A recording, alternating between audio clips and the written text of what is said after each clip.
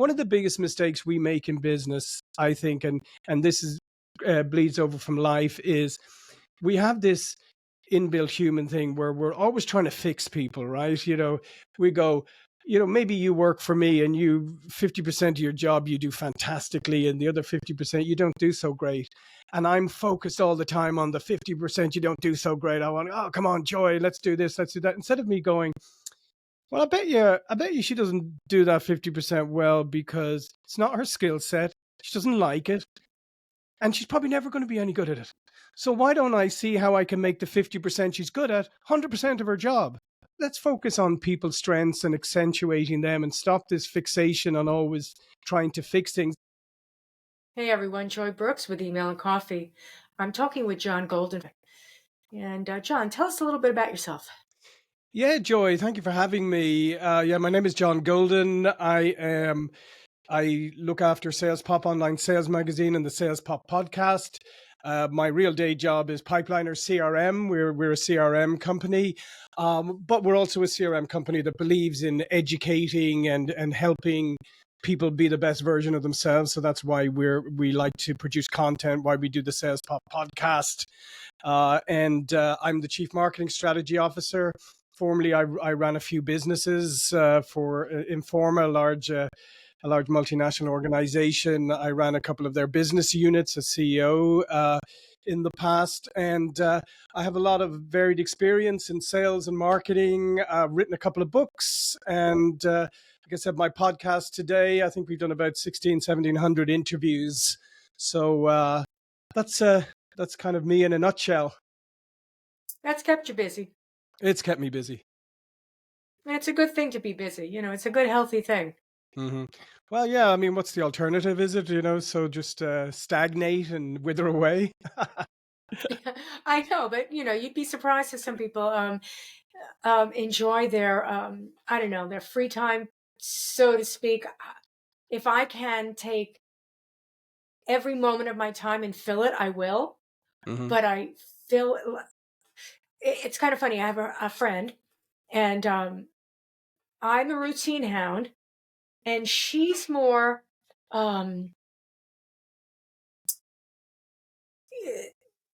the type of person will take on, let's do this. Yeah, Sure. that's a great thing. Let's do Yeah, that. yeah. Okay. But I'll be like, oh no, I've got to do something in 2 hours. And so she fills her schedule so that if I say that she's doing something every hour, I'm not being ridiculous. Wow.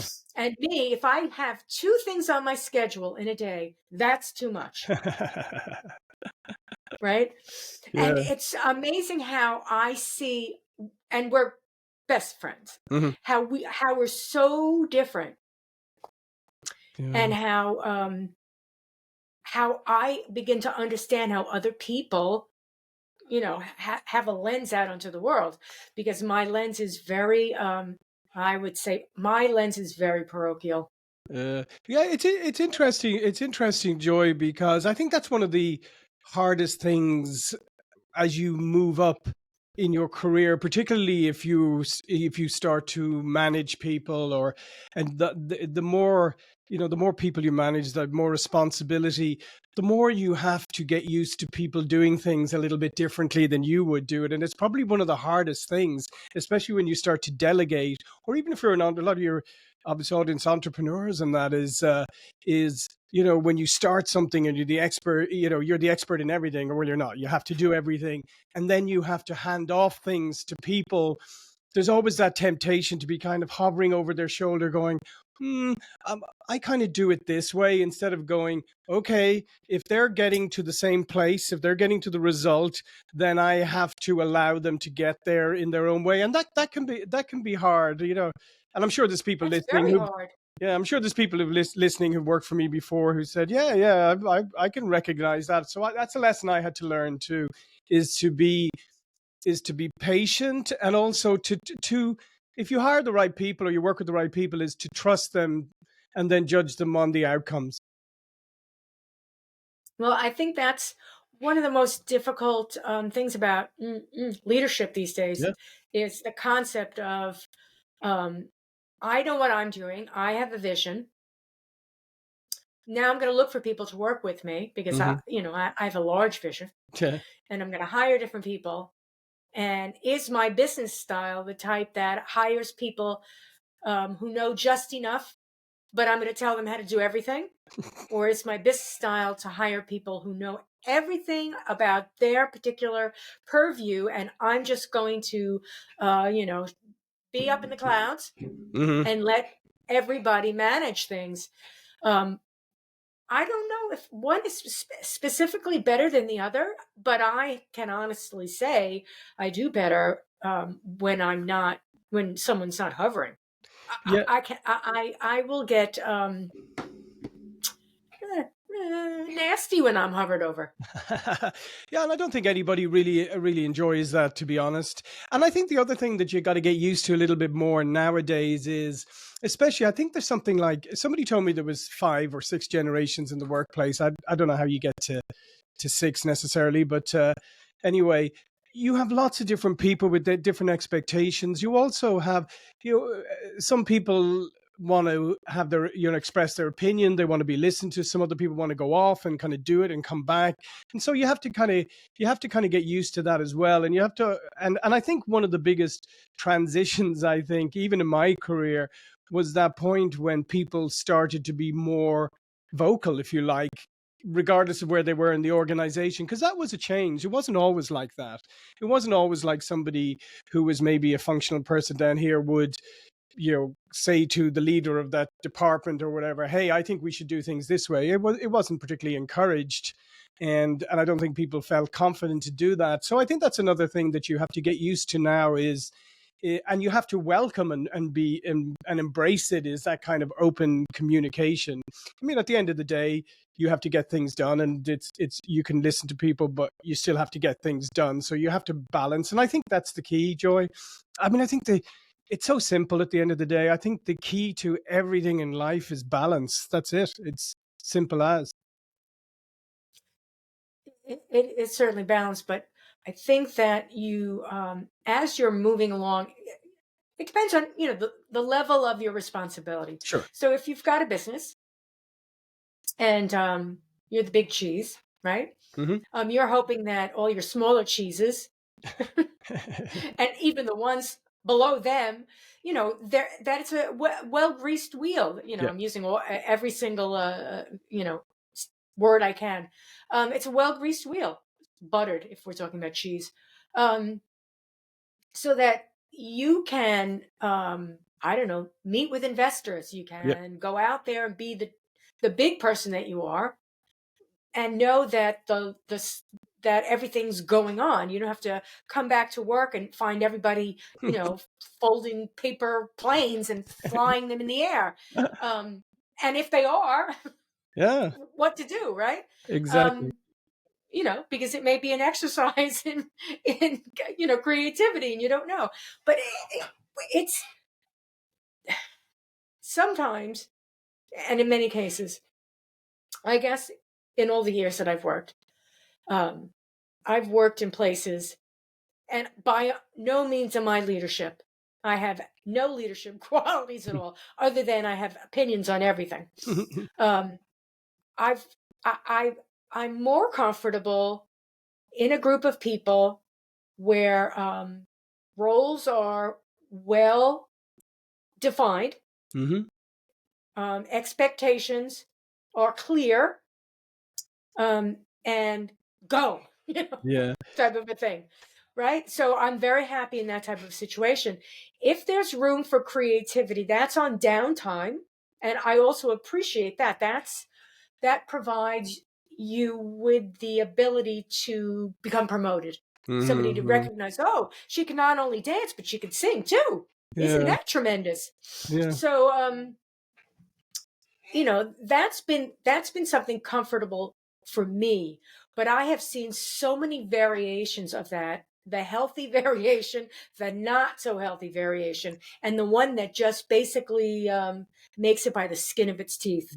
And I think what you um, I think what you outlined there, Joy, is really important, because I think that's the thing that frustrates people the most is when when expectations aren't set properly, or the deliverables aren't defined properly, and they go away and do their best, and then they come back and they get lambasted because they didn't like deliver what the other person wanted, or they're not doing what the other person wanted them to do. But the root of the issue is the lack of definition and the lack of expectation setting. The clearer you are, I mean, clarity is your friend, and the clearer you are, the better people can operate. And I think that's one of the biggest frustrations people have, and it often happens, especially when people hire new people. They may put out the lovely job description, which they really just copied off the internet, and then they bring them in, and they haven't really set up a training program, so the person is sitting around twiddling their thumbs for half the time. Then they don't really define things, and they start trying to deliver things, and then it's an iterative back and forth before they start to understand what they're supposed to do.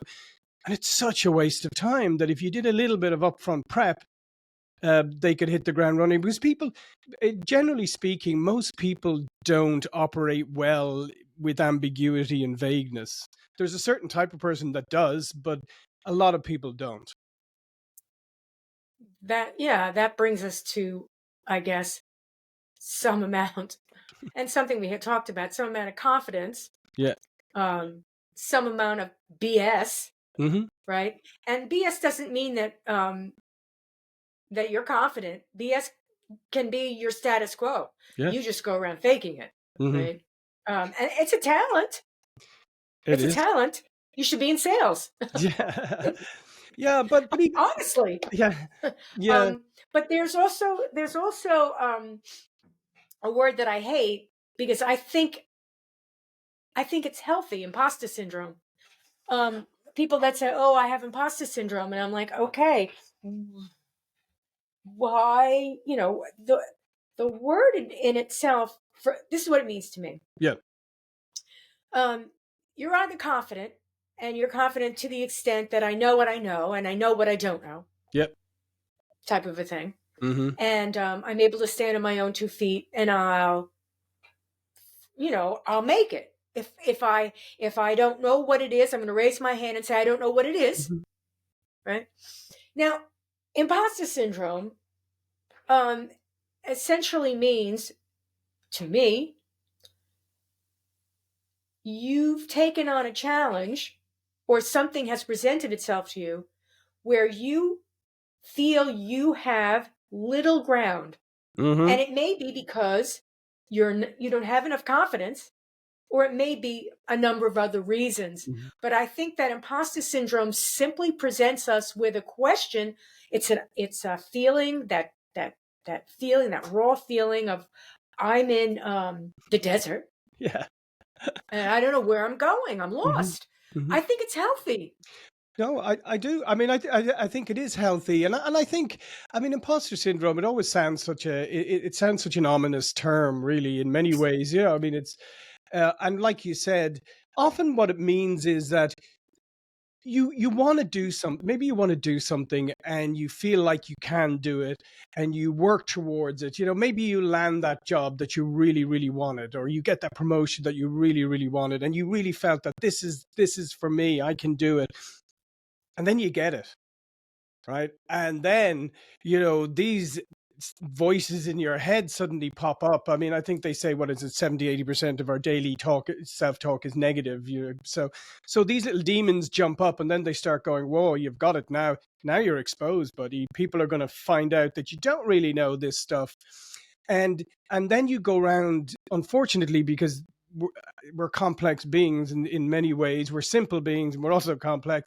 We go around then looking for evidence that we don't know what we're talking about, right? So, we let ourselves be derailed by small things. I think I gave you an example when we had a chat offline before, is the first time I got onto an first executive level position. I was going to be on the executive team. It was a pretty big, it was a global organization, and I was on the executive team, and this is what I wanted, and I knew I could do it because I had sat around and I'd watched other executives, and I thought, I can do better than that. And I could, and I had that level of confidence in myself. Now, I got the job. One part of it was, this was the first time I had a really big budget, if you like, a really big department, a lot of people and all of that. And they handed me they said, well, I'll send you the budget, have a look over it, and then, your P&L and all of that sort of great stuff. And they sent me like a 40 tabbed Excel spreadsheet that it was all, it had all, it was all programmed inside. So everything affected everything, it was really complex. Actually, whoever built it was a Excel genius, or perhaps I have another word for them, but that's beside the point. But I was confronted by that, and I'd never done this before, and I didn't understand some of it, and I was like completely overwhelmed. And I went home, and I was like, oh, suddenly my confidence had gone, and it wasn't because I couldn't do the job; it's because I didn't understand the spreadsheet, right? Which is just one piece of this, right? And I went home and I was like, oh, I don't know if I could do it. And my wife said, I'm sure you can. You overcome everything. I don't know why are you afraid of a spreadsheet, for goodness sake? You left home from Ireland, you came over here with next to nothing, and, you got onto executive team. So you're going to be derailed by a spreadsheet? Seriously? And so I went back the next day and I just took a pause and started going through it. And when I needed to ask somebody, I said, oh, what's this? And then I suddenly went, after a while, I was going, my goodness, this is quite straightforward, really. And perversely, I grew to love budgets and spreadsheets and all of that kind of stuff. But that's just an example of, I let one little thing start to derail me and start to question whether I could do this. Whereas reality, I confidently knew I could do the job, and I knew I could do it to a very high level. And I think that's it. I think we get a little bit, when we get what we want, people talk about fear of failure. There's also fear of success. Like, you suddenly get what you want and then you go, oh, ouch, now I've got to do all of these things and I'm not sure. And I think that's something to watch out for, is if you want something, you want to do it and you get it, is there's going to be little hiccups. Don't let those things derail you. Don't let one little thing sort of become the exception that proves the rule, if you like. Oh dear, I'm just no good. So isolate them. Just isolate those little things and realize that, everything's not going to be 100% for you. It's we're long-term learners, right? It's also it also goes along the lines of when we're doing anything that we're doing, anything at all, and if we're presented with a hiccup, right? Mm-hmm. Depending on our own makeup, some of us may give up. No, that's it. Mm-hmm. That's it. Yeah. I'm done. I fell off the horse. I'm never going to get on the horse again. Mm-hmm. I hate horses. Yeah. No. And that's it. And let's go another way. And it's not so much, you wouldn't necessarily think it's confidence, but it is. Mm-hmm. It's also resilience. It's how you measure your experiences. Exactly. So, are you willing to sit through something that's uncomfortable for any length of time because you have a vision? Or do you just want fast food? Somebody who's gotten themselves this great job, they may say to themselves once they get it, did I just want this because I wanted the salary? Yeah. No, I think you're correct. You see, that's what I'm saying, is we can suddenly go around and find little bits of evidence to prove, once we get scared, once we allow imposter syndrome to come on to us, we can go around and find these and go, oh yeah, I just got blinded by the money. I'm not actually up to this, or I overestimated myself, or this isn't the job I thought it was, or whatever the situation is. And I think it's like anything in life. I mean, when you do something new, there's a learning curve. Come on, give yourself a break. Nobody comes in and everything works immediately. But I think the thing about imposter syndrome is that if you're self-aware enough, and if you are authentic enough, and I mean that being your real self, right, and coming to it as your real self, how can you be an imposter, right? If you're authentic and you're being your real self, how can you be an imposter? Now, if you go into it and say, okay, I'm going to compensate for the things that I'm not too sure about, or the things that maybe I'm not as good at, by pretending I am, right? And I'm going to create this new persona, and I think that's a mistake, because humility, I think, is a massive part of success. And and again, if people are watching and said, I don't remember you as being the most humble person back in the day, Mr. Golden, I'll say, yes, maybe humility is something I learned over the years. Thank you. But I think humility is really important, and just to go, okay, I'm very confident in these things. Yeah, this is part that I'm going to learn, and I'm going to dedicate my learning to it. And something, I'm going to admit that I'm not good at this part, and I'm going to admit maybe I have a gap, or I'm going to ask somebody for help, and I'm not going to be afraid, because I think that's the other thing, is sometimes you're afraid to ask for help because somehow we have said asking for help is a sign of weakness, or, well, you're not the expert I thought you were if you're asking me that. And so you have to have that confidence, and also that humility. And I think, and once you are your genuine self, you have some humility, I think then you can blossom. Then the imposter syndrome can't take hold of you. And I think the other thing too, I told you, like, my hobby, you would say, my passion outside of work is martial arts. Love martial arts. One of the things you got to learn very early is that there's no point comparing yourself with people, right? Because there's always going to be somebody younger, stronger, faster, more flexible. That's just the way they're made. What you have to do is look at yourself and go, compare yourself with yourself. Am I better than I was? Am I working? Am I progressing? Am I myself personally improving? And that's, I think, what we've got to often do in our professional lives, I think in personal lives too, but in professional lives, and say, am I a better leader, better whatever, than I was last month or the month before or last year? Am I progressing? And I think if you take that approach, then not only are you continuously improving and developing, but you're also modeling behavior for people. And I think that's really important, because we live in a culture where people think that shouting at other people and telling them what to do, and then wondering why those people won't share your opinions, even though you've screamed at them, told them they're stupid, and you don't realize that at the end of the day, people don't listen to what you've got to say. They listen to how they look at how you act and how you execute and how you model things.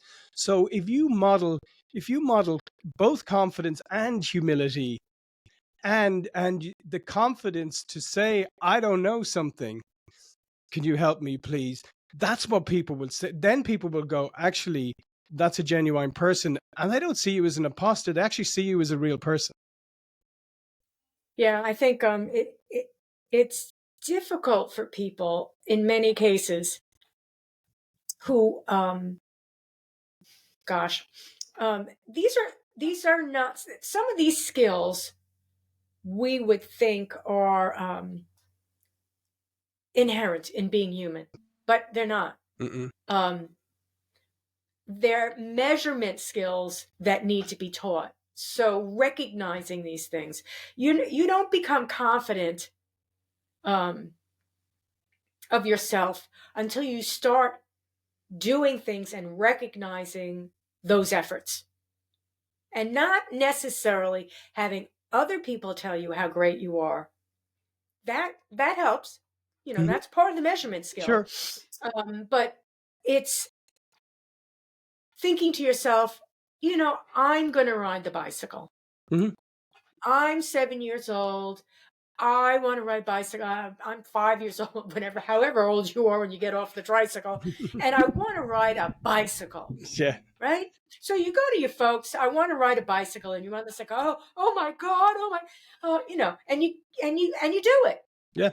And they're like, oh, isn't that great? But it's inside you. These are the little things.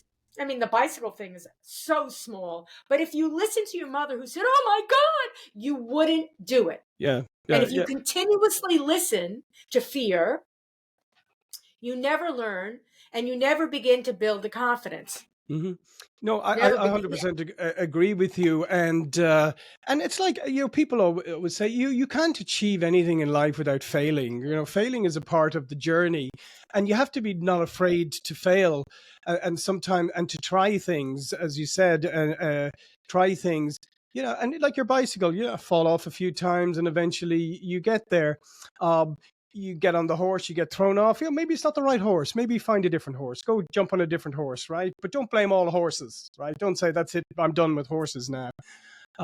So I think there's a lot of, I agree with a lot of that, and I think that's the essence of it is self-awareness and self-accountability, right? Because I think that's something that is maybe a little bit out of vogue right now, is taking personal accountability for your circumstances and for where you are, and saying, okay, I have control over everything. Yes, there are things that happen that you don't have control over, but you certainly have control over how you react to them. And perhaps, or if you leave yourself in that situation, and maybe not remove yourself, so you're still accountable. And I think that's a powerful and quite liberating thing, because once you take responsibility and accountability and say, I'm responsible for everything that happens in my life, in my work, in my job, I'm responsible for it. And you could say, well, what happens if I've got a terrible boss? And he's like, well, then you're responsible because you're working for a terrible boss. Stop working for a terrible boss, right? Go somewhere else. But once you get that, it's actually very liberating, because now you're looking at the world a bit differently, and you're saying, yeah, those are the things I can control, but something, there's so much I can, and I'm going to take complete responsibility for those. Two things come to mind. One, a funny thing. Well, not really funny. Late at night, I have a 1-year-old dog, and she still has to go out in the middle of the night. I don't know. I can't wait for the day that she that she can control her bladder. In any case, so she gets up in the middle of the night and she has to go out. So I let her out, and I'm half asleep. My eyes are closed. I'm zombieing to the door, and it's a sliding door. And I close the door, bam, on my finger. Ow. Yeah, and I'm like, oh, that really hurt. And I'm thinking to myself, and I'm holding my hand. I'm not looking. I'm thinking to myself, this is bleeding like a mofo. And I walk into the bathroom, and indeed it was. And I got angry at the dog. Needless to say, because it's really hurting me and I'm bleeding all over the place. I bandage it up. And the next morning I'm thinking to myself, wait a minute. You had your eyes closed. You were on autopilot. Yeah. That's your call. Yeah. Of course the dog, needs to get a hold of her bladder. That's not the point. She didn't slam the door on my finger. Yeah. So I realized, sometimes I'm on autopilot. There'll be moments that will go by that I'll be like, what just happened? I'm on autopilot. Well, I'm on total autopilot. Yeah. Isn't it great to recognize that? Yes, it really was. And then there was another instance where I'm driving with my friend, and we're in an intersection, and I made that left turn where I should have waited for the person to go straight. And the person honked at me. And my friend sitting next to me said, oh, that guy, what did he expect? What? And I'm like, I'm wrong. I made a left. He had right of way. Yeah, but he saw you. I'm like, yeah, he saw me. He was going, that son of a bitch is going to go left on me and cut me off. And I did, and honk. And I thought to myself, there you go again. I'm in an autopilot mode where I'm just go. And we all need to check ourselves and realize, in that moment, I could have had a car accident. Sure. I realized it. Without a doubt, I realized it. But in many cases, we do not recognize, because we're not humble, or we're not accountable, or life's moving so fast that we don't learn the lesson. Yeah. I think that's such an important point to underline, is because we live in what we believe is this fast-paced world, right? We're busier than we've ever been in our lives. And I know this is something anybody listening to me has heard ad nauseum. My answer to that is always, are we? Or are we just more distracted than we've ever been, because we have our little narcissistic friend here who's going, hey, look at me all the time. And you're going, oh yeah, better look at that. So we're not super busy. We're super distracted. And the point there is we oftentimes fail to take the time to learn the lessons, right?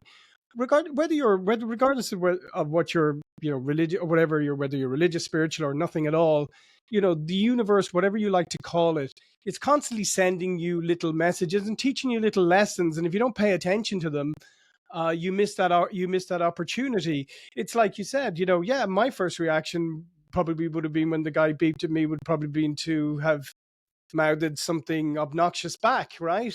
And you're right, instead of going, why am I? And I say I had this great, um, a great example, because my wife, when you say your better half, well, in this case, it's very true, right? My wife she's much better than I am, and has way more like compassion. She's just, and we were at a restaurant recently, and it was one of those ones. It was up the road, where they give you the buzzer. We'll call you when you're at table, little buzz.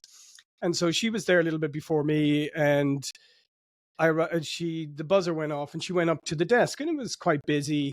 And she, holds up the buzzer, and the person goes, yeah, come. And a woman standing in front of her turns around and go, "What are you doing? I was here before you. You're the second person who's jumped in front of me." And takes the head off her. And like I said, this is why my wife is better than me. My wife just says to her, she just looks at her and goes, "Why are you getting angry at me? I didn't do anything. I got a buzzer. I don't know. Why are you so angry at me?" And the person just like collapsed almost in front of him, was like, "Oh, I'm really sorry." And she goes, and my wife's like, "I understand your frustration, but I don't even know you had a buzzer. I don't know what they're doing. It's not, so." And the person was like, "Oh, I'm really, really sorry," and all of that. And I think, those are great learning lessons for us, because it would have been easier for her to come back at her. If it had me, it might have been a little bit of a different scenario. That's why I'm saying she's much more pleasant than I am at times. But those are great lessons, is that we're so fast to react, and you have to catch yourself. And it's about learning, and it's about catching yourself, and it's an ongoing situation. But it does get back to, at the end of the day, it gets back to accountability, doesn't it? About taking responsibility for your own actions and going, something, I was wrong there. I shouldn't have like lashed out at you, because it was actually nothing to do with you. Or I shouldn't have said whatever I said to the person who I cut off, because that was actually my responsibility. And I think, as I said, I think we're constantly being taught these lessons, and if you pay attention to it, it's a great way of continuing to feel like you're improving as a person, right?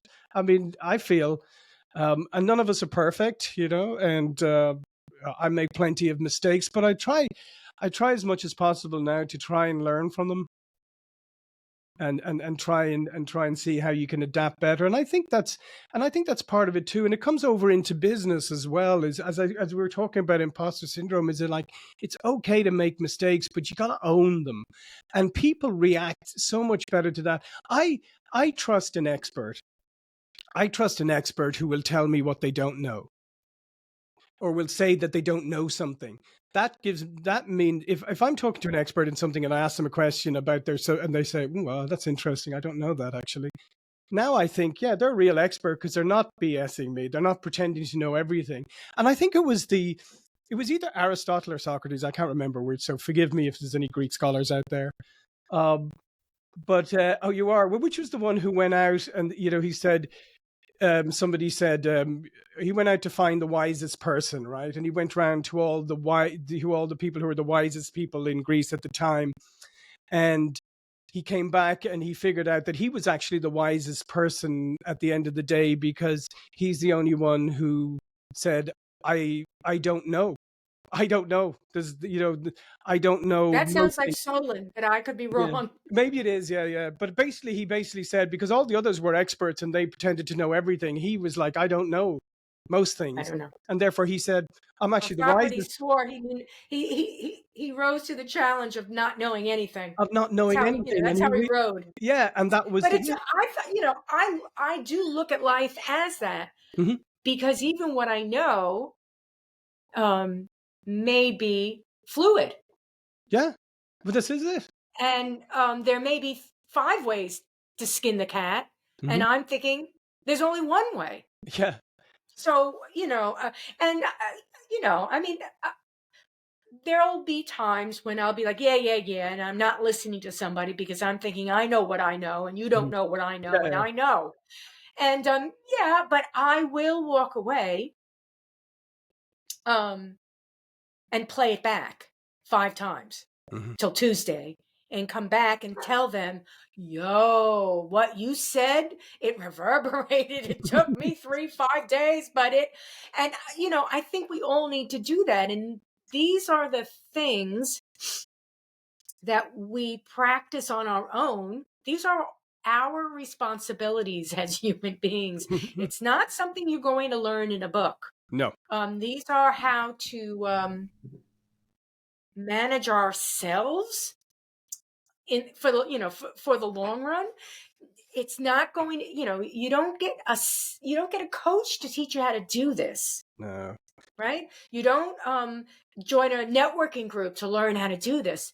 It's called being human. Yeah. And I don't know if everybody gets it. No, what you mentioned there is something really important about the fluidity of things. And I think isn't it that quote I think it's attributed to Mark Twain, but I'm not sure he ever said it was, it's not what you know, it's not what you don't know that gets you, it's what you know for sure that just ain't so. And Yeah. I always thought that was such a powerful thing because as you said, there are things we know with 100% certainty, but they actually aren't true. Maybe they're not true anymore. Maybe they were never true, but they've changed or whatever, but we're still holding on to that certainty. And those are the things that'll undo you, is when you're so certain about something, but you haven't taken the time to maybe challenge whether that's true anymore. And I think sometimes it's a weird, that's the human experience is a bit weird, I think, because constant change, right? We live in constant change, like second to second almost. But then what do? We try to control everything. We try to put everything, and we try to make certainty out of everything. So we try to, like, I've learned that, I know that, now I have that forever. Instead of, I've learned that it's applicable right now, but I probably need to continue to look at it because it might evolve. So we're always in this weird conflict between constant change that we're all living in, and this uh, this way of us trying to control it at the same time, even though knowing we can't, we still try it. And that's, I think, when you get into that internal conflict, I think that's what undoes a lot of people, because you're in this constant battle between change and trying to harness it and trying to control it and trying to put it in a box. I think while you were saying that, I was thinking of how I react to large social settings Hmm. and the concept of being a speaker for large audiences, Yeah. having lots of friends, all those things. And while I consider that I am always learning and flexible, one of the most uncomfortable situations I have is being alone, for example, and walking into a room full of people. Hmm. That's the most, I can't think of any, that's a nightmare for me. That's a nightmare all by itself. Um, and because there is no constant at all other than me. Hmm. And I need to be on my guard with every single conversation because there's the possibility of anything at any moment. I mean, to the point where I'll walk into the room and the ceiling can collapse. I mean, Right. anything can happen.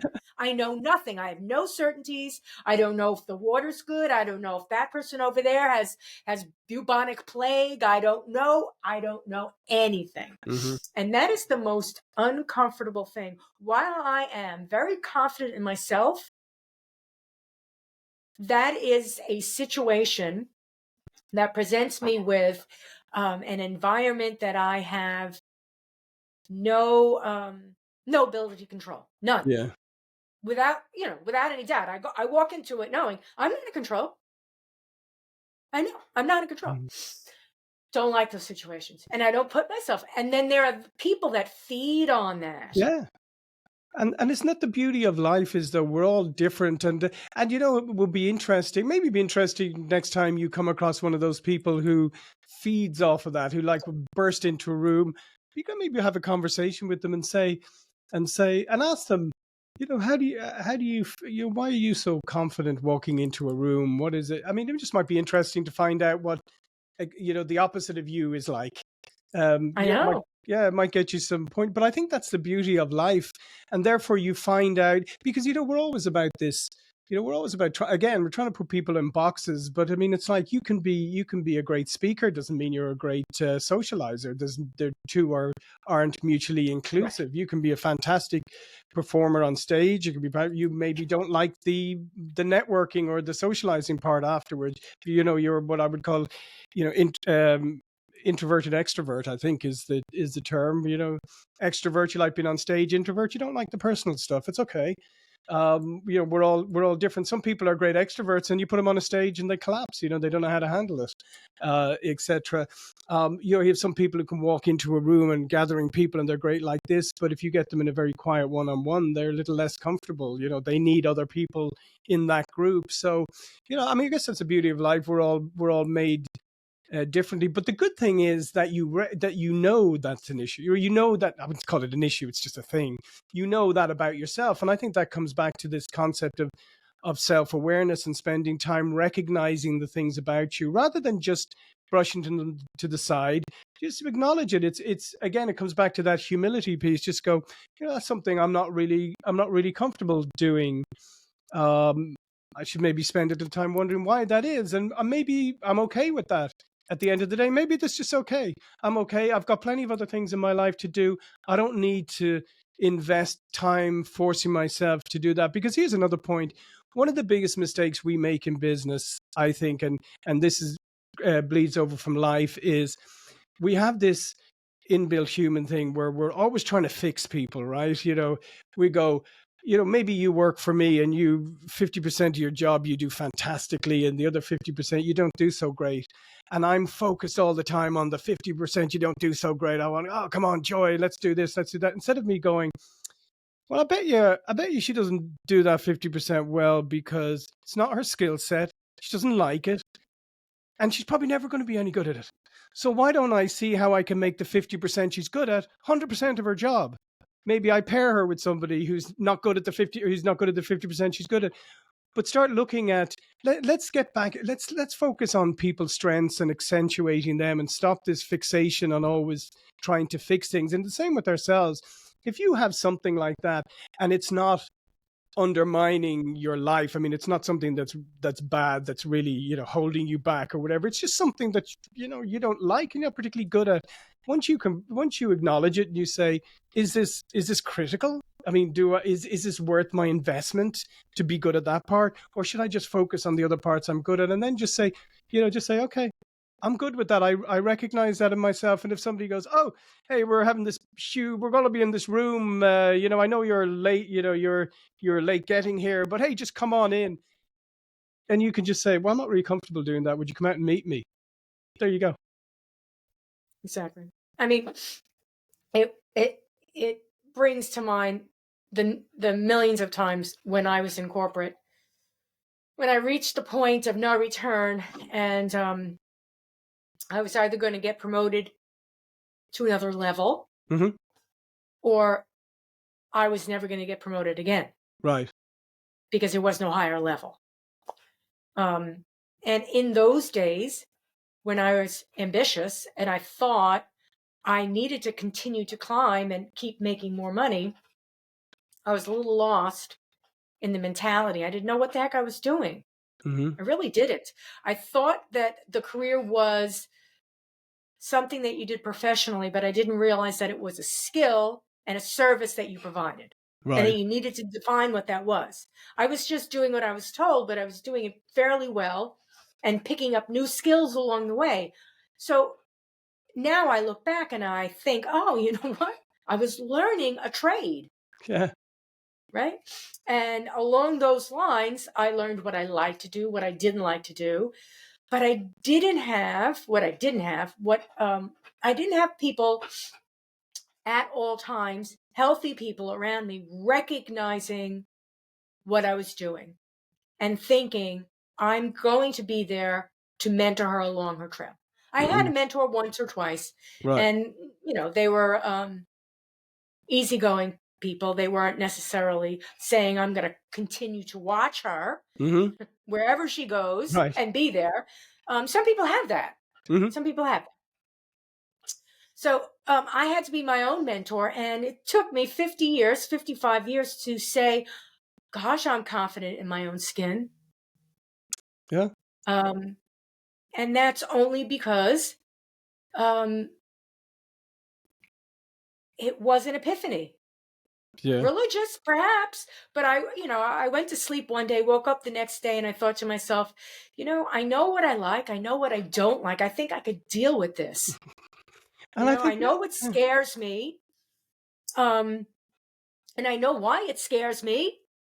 yeah, And no, I don't want to jump out of an airplane. Thank you very much. yeah, It scares me, yeah, yeah, yeah. right? I mean, and I think that, Anything yeah, else? Let's go with that. But jumping out of airplane, no. So, but I think we all have the opportunity to do this. However, I often wonder. I often wonder um, about people that seem to be simple. mm-hmm. Some of us make things simple and we seem to be simple, but we're pretty deep. But there are those people that just seem to be very simple. It's like, oh yeah, how are you? Great. And they're pleasant and they're happy. And you're just like, how the devil do they do that? Yeah. And you're with them and you feel comfortable and you think to yourself, they're not geniuses. No, no. How do they do this? And I think it's because they've done exactly what you're talking about, is they've reached a place where they're comfortable with who they are, number one.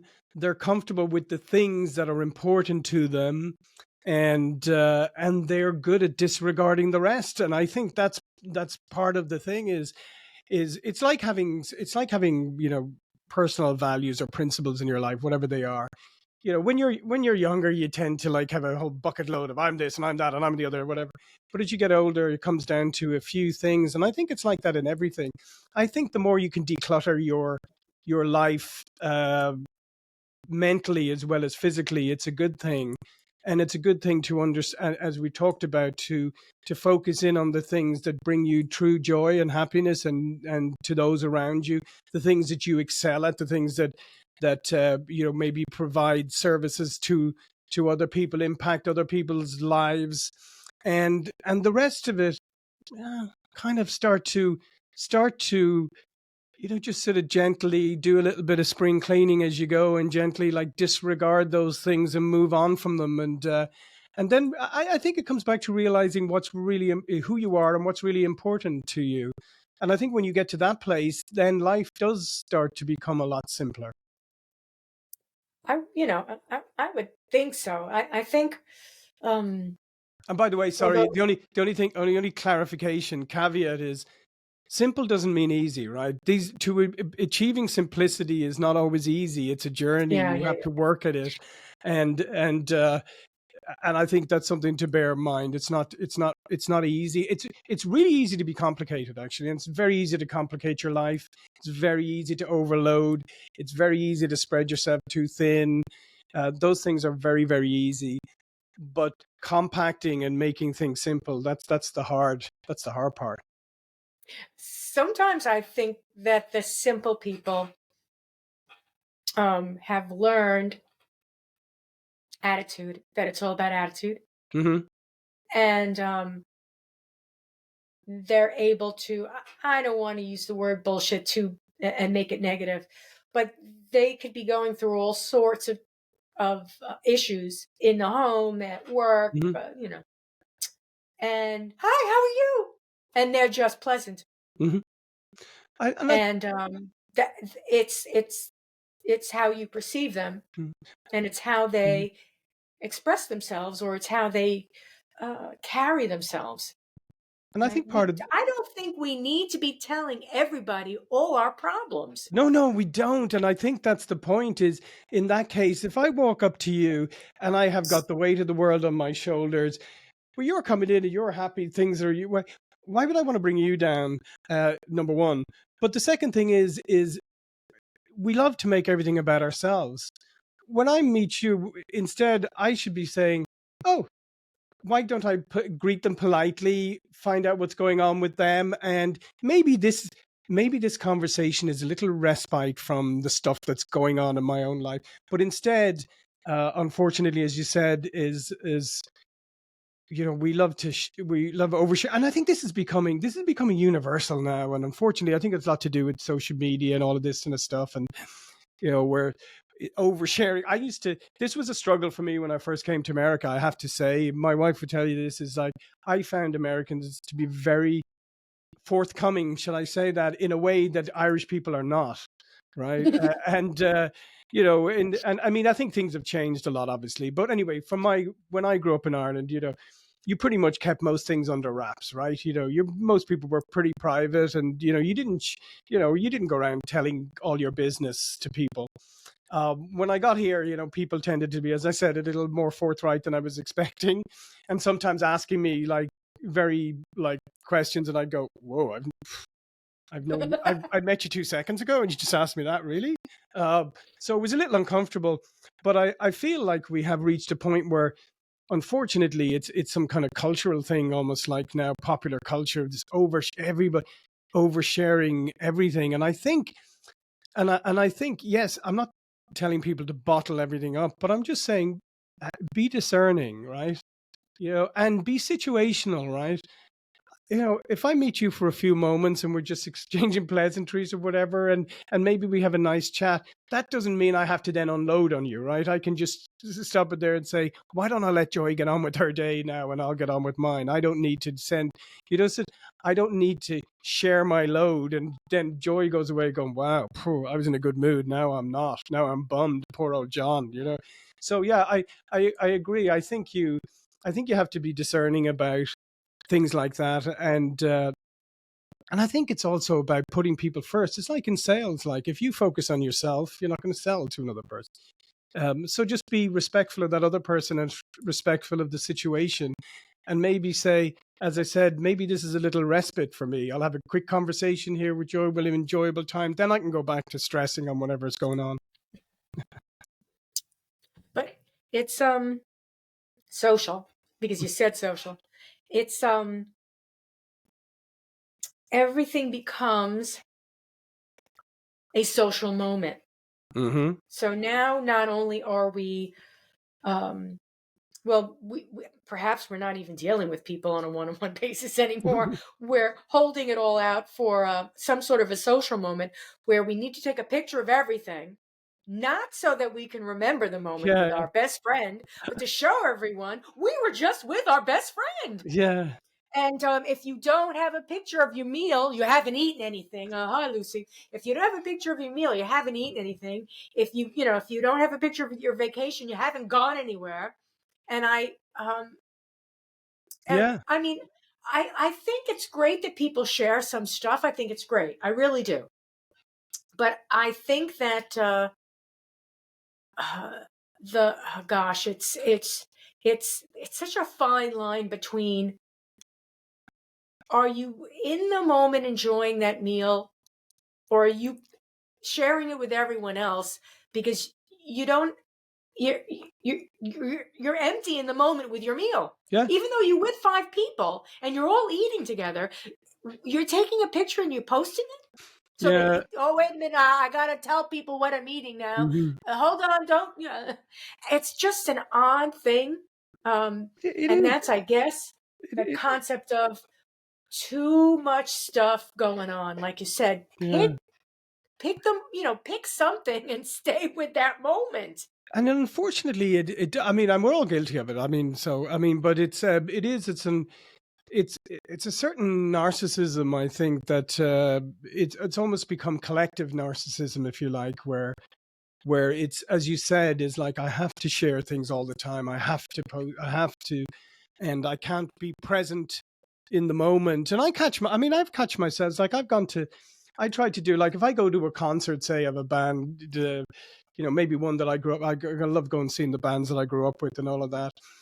I'll take a couple of clips here in the concert just because I want to have that memory or whatever. And later on, maybe I'll post one or two.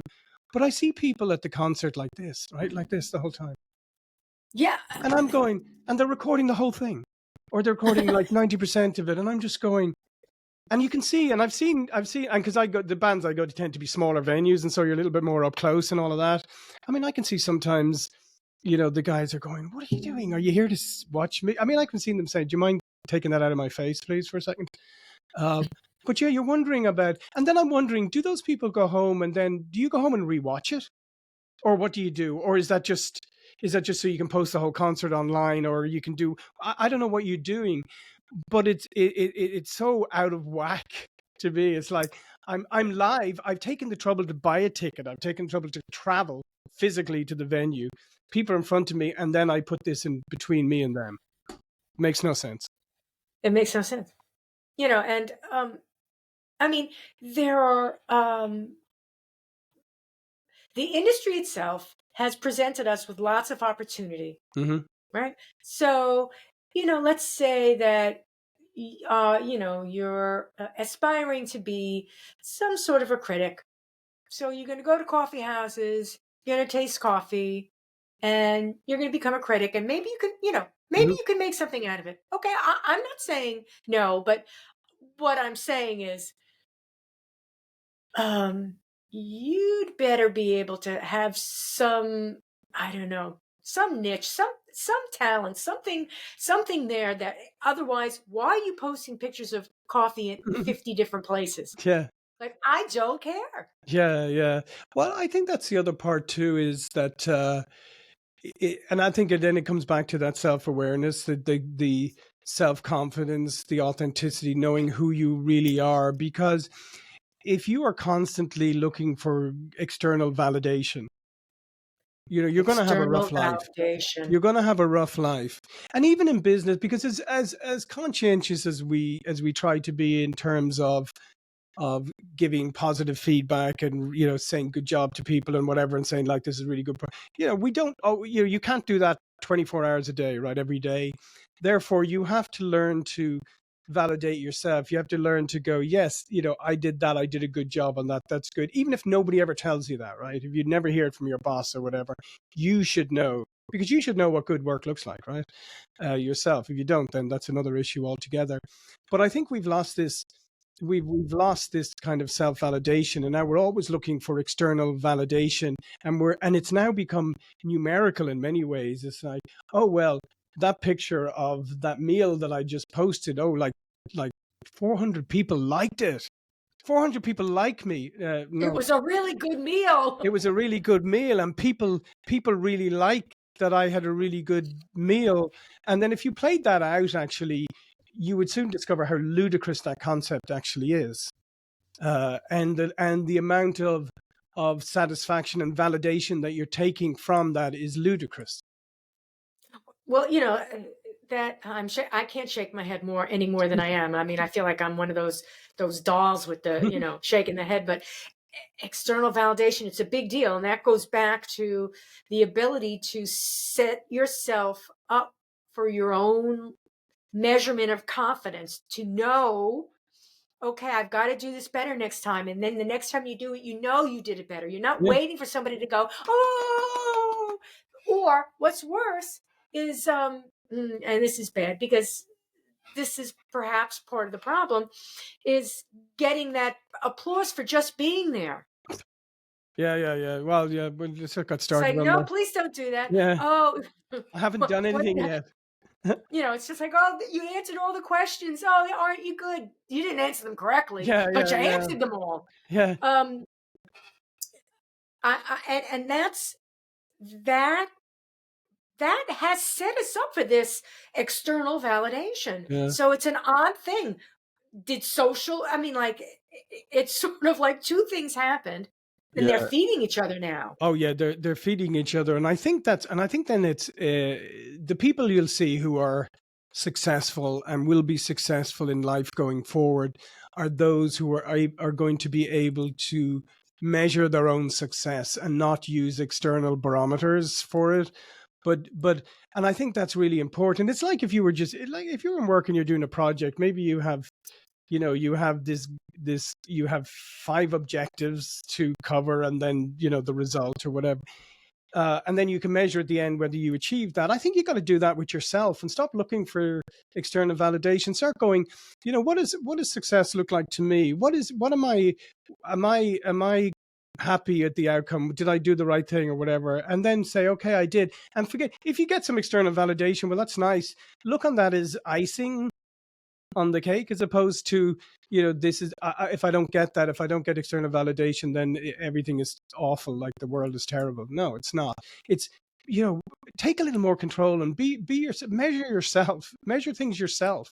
And then if somebody gives you external validation, you'll actually know whether they're blowing smoke or not, because you can compare what success looks like to you to what they're saying what success is. The worst case scenario, and I think it's happened to me more than once, is when you accept the fact that you're a doer and you're in a team of people who are doing things, Mm-hmm. and the project runs well, and team leader gets the pat on the back. That's great. You did a great job. Yeah. And that person didn't do a damn thing. No. And I think that, and you're just like, okay, you know what? I know I'm no, and it takes a while for you to get over that. You can get angry. And life can become very miserable, because odds are, if you are working with a lot of teams, and this happens, I suspect this happens a lot with software teams, mm-hmm. right? Where it's going to be the project manager that gets all the praise, because they held it together, not you. By the way, Joy, I will tell you that is, I learned that lesson quite early, and is the best thing you can do. Be selfless and generous as much as possible. People know. I mean, if you're in charge of a team, people know it's not you; it's the team. They know that's what's going on, and there's nothing worse than when you hear somebody going, "I did this, I." So it's not I, but we. But I saw it.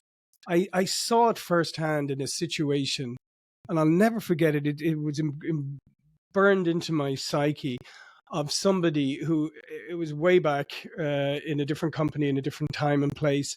But there was this woman who'd done all this work, and we knew she'd done all this work on something. And then she went into a meeting with the executive. There was a bunch of us, probably about 20 of us in this meeting, and her boss was with her. And her boss took credit for her work. He presented it as his, presented it as me, and you could see her face, and some of us knew, and it was just one of those moments where, and like I said, it burned into my psyche. I just thought, that is like the worst thing I've ever seen somebody do. I mean, it's not the worst, but I mean, it's one of the worst. Absolutely destroyed that person. And it didn't enhance this person. In fact, it totally did the opposite, because there were some of us who knew darn well what he took that opportunity to try and puff himself up in front of the executives, rather than being a real leader and being humble and saying, actually, it's this person here, this is her. In fact, instead of saying, maybe it would be better if she explained this to you because it's largely her work, would have been a totally different. And for me, that was always the key to me, is like, the worst thing you can do is take credit for other people's work. And you will never be respected by your team if it's always I instead of we and they, and deflect. When somebody goes, oh, hey, John, you did a great job, and say, well, actually, this was, I just, this was actually that person who did it. Yeah.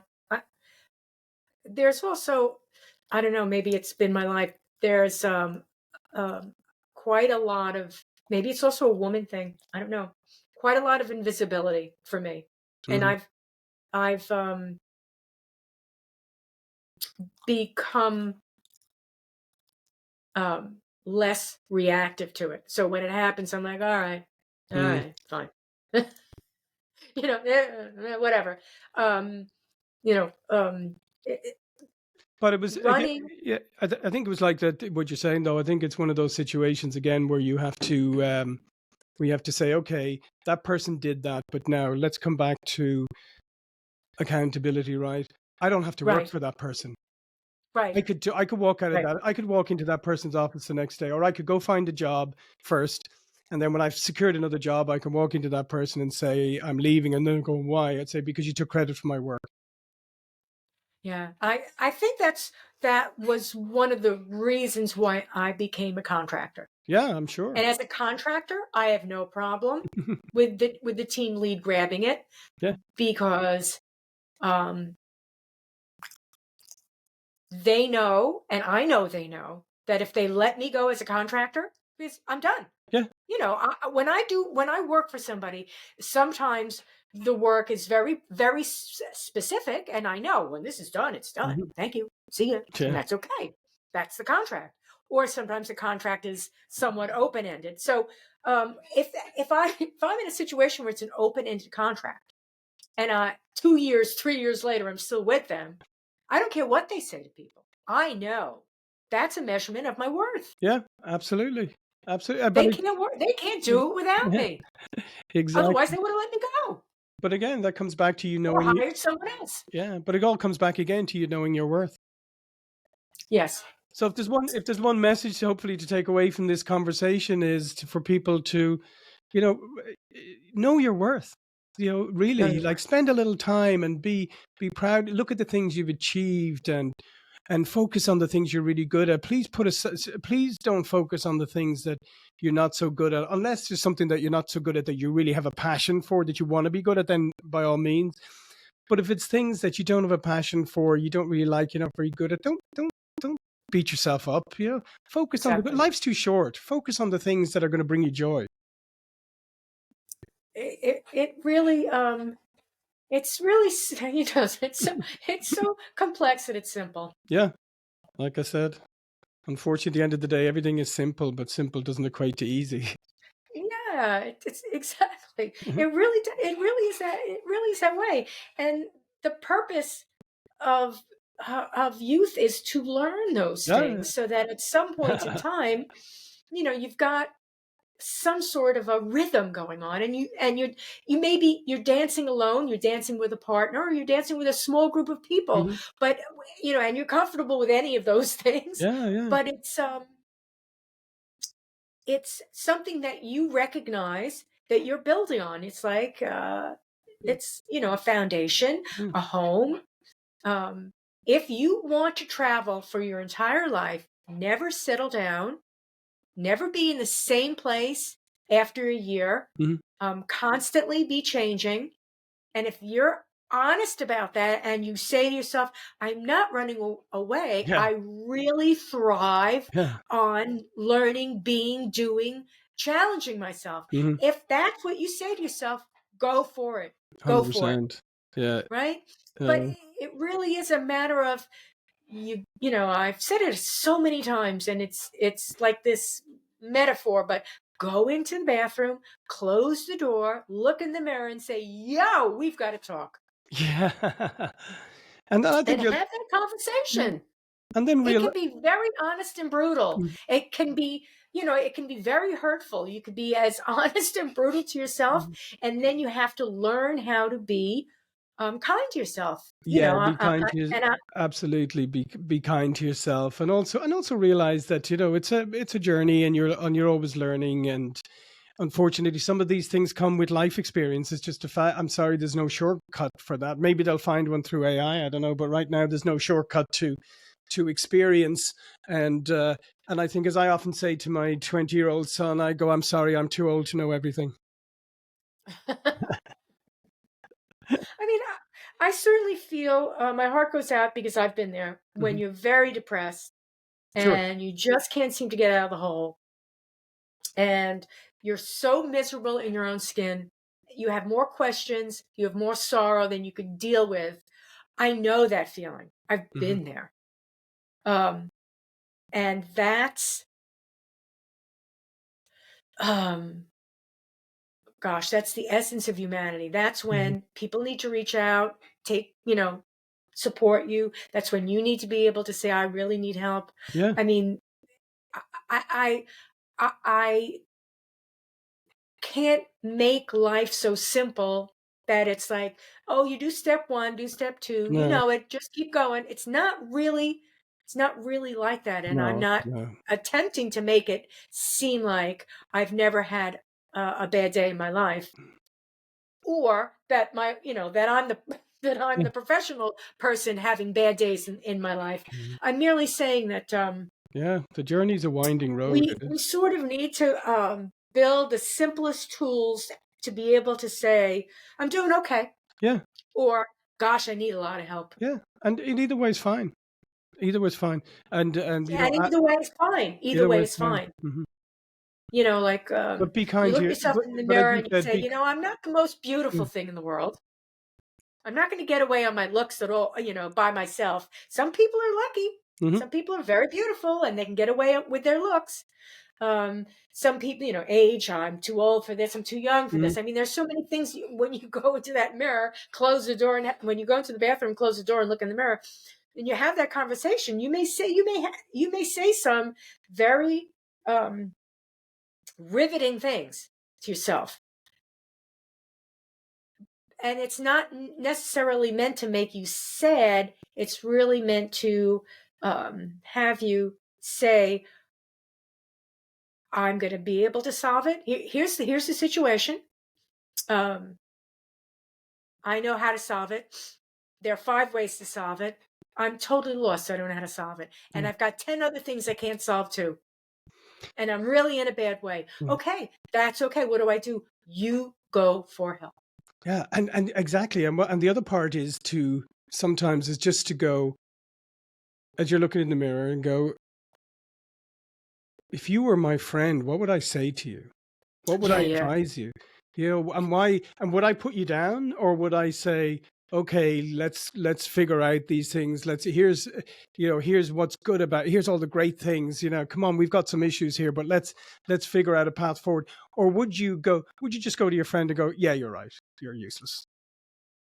You yeah. wouldn't. And obviously, the other part of the equation is um, in life, Hmm. sometimes when you see that somebody needs help, you Yeah. do reach out. Yeah, I do. Absolutely, absolutely. And my advice to everybody is, as you said, I mean, if you're struggling with something, please reach out and get help. And if you see somebody struggling, please reach out and help them. Life's too short, and sometimes, I mean, life's too short, basically. Yeah. It's there's always good to do some amount of volunteer work in your life as you're growing up. So, different types of I'm not getting paid to do this, I'm just going to do this Hmm. Yeah, because it's the right thing to do. Um as a service, yeah, it's always good to do that. yeah, It's the concept for me. It's the pay it forward, yeah. right? Pay it forward, Absolutely, pay absolutely. it forward, and all the time as you're growing up, always say to yourself, you know, can I give back at any Hmm. point, even as a kid? Yeah. Help that person across the Mhm. street. You know, um, you know, there are ways that we can help people, and I'm not talking about posting it on No, social, no, folks. no, no, I'm no. talking about just do it. Yeah, Just just do it. yeah, don't just do it. Yeah, and don't have a photo up and an Instagram story and pat yourself on the back, because that just undermines everything you just did. Yeah, it undermines you. I mean, you can at some point in time, maybe you could put Sure. it in Yeah. your memoirs, but Yeah. the point is that Or how about let somebody as else we're do it for you? oh, is somebody gonna write a book about me? Yeah. But what I mean is, like, let somebody else if they want to say, "Oh, like this person helped me, fantastic." Let them do it. Don't Oh, you do okay. it. Yeah. There you go. Hmm. Yeah, yeah. Life is too short, so complex it's simple, Yep. and it's not a bunch of buzzwords, folks. Sometimes Yeah. the easiest word is the easiest thing. Yeah. You know, to create a new buzzword to express something that we're feeling, odds are people have felt that way before. Yeah. Exactly. You're not alone. It's not the only time anybody's ever felt that. Just take a deep breath, folks. Hmm. You know, um, my heart goes out to people who can't take that breath. Yeah. No, absolutely. What last words do you want to leave folks with? I mean, we've covered such amazing amount of ground. I would just again come back to if you're if you're about to embark on something or you're not in the best place right now or whatever is that is, take time out, just a little bit of time out and look back. And I don't say don't focus on the past, but look back and look at the things what you have done and achieved or overcame, obstacle. Everybody has a journey. Everybody has amazing things they've done in their life. They just haven't stopped to look at them or to reflect on them maybe years later, and then realize how much resilience you have. You're still here. You woke up this morning. You're still here, and wherever here is right now, you're still you're still here. You're still functioning. So look back and be proud and give and take some confidence from what you've done in the past and what you've overcome, and realize that you're on a journey, and you have capabilities, and that and that you can do so much more if you just be. I come back to what you were saying. You just be kind to yourself. I guess that's probably Mhm. the final message. Is whatever you take away from this is just be realistic, but be kind. Kind. Yeah, slow down a little bit. Be Yeah. kind. Hmm. Everything happens in its place. Yeah. There's let there's a mirror. I really do believe this, and I'm not the most religious person in the world. There are little miracles every second of the day. We just don't take the time to Oh, yeah. recognize them. Exactly. It may be that you're thinking of something and you have a conversation with a stranger, and that stranger, for whatever reason, provides you with the solution to whatever it was that you were thinking of. But Absolutely. if you had blown through the day, or or blown through the conversation with the stranger, or not even given the stranger the time of day to have the conversation, it would have never happened. So Hmm. I do really do believe that there are miracles that happen 500 times a day for people. They Yeah. just don't see them. The world's Absolutely. talking with you. Absolutely. It really is. Yeah. The solution is there, and it may be, we're going to figure it out tomorrow. That may be Yeah. today's solution. Yeah. Exactly. That may be today's solution. So maybe that's the last word I'll leave people with. Tomorrow's another day, folks, Yeah. and Absolutely. it's it may be raining out, but I don't know. Maybe somebody's going to have that hot cup of coffee for you. I don't know. Exactly. Well, John, thanks so much for coming on Email and Coffee. Of course. Where can people find you on the internet if they're looking? Where's the best place people can find you? Probably the best place is LinkedIn. You'll find me, John Golden, on LinkedIn. And yeah, that's probably the best place to find me, to be honest. And I'll, of course, put all this stuff in the notes below. Exactly. Yeah. Thanks again. Oh, listen, it was a pleasure. Thank you. It was a joy speaking with you, Joy. Can I say? First time anybody's ever said that to me. Oh, really? No. Yeah. Yeah. Yeah. Okay, you got me. Good one. Well, that's a wrap for you. Thanks again. Thank you. Bye bye.